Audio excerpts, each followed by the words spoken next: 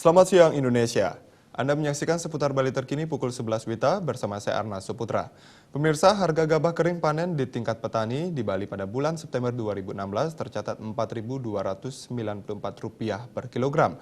Harga tersebut tergolong menurun sebesar 1,34% dibandingkan bulan Agustus yang tercatat Rp4.352.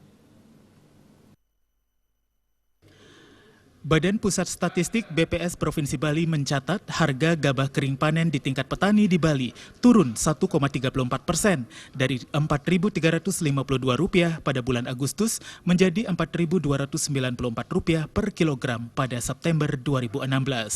Demikian juga harga gabah di tingkat penggilingan merosot 1,17% dari Rp4.418 menjadi Rp4.366 per kilogram. Harga tersebut berada di atas harga patokan pemerintah HPP yang berlaku sejak Mei 2015 untuk tingkat petani sebesar Rp3.700 dan tingkat penggilingan Rp3.750 per kilogram. Hasil pemantauan harga gabah itu dilakukan di 7 kabupaten meliputi Jemberana, Tabanan, Badung, Gianyar, Klungkung, Karangasem, dan Buleleng. Tahun lalu Bali memproduksi 853.710 ton gabah kering giling. Jumlah itu menurun 0,49% atau sekitar 4.234 ton dibandingkan tahun sebelumnya.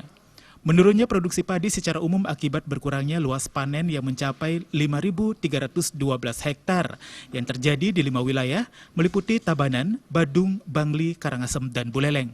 Berkurangnya luas panen paling tinggi terjadi di Tabanan mencapai 4.518 hektar. Darmawan, Bali TV. Sekian seputar Bali terkini kali ini. Terima kasih untuk perhatian Anda. Salam Indonesia.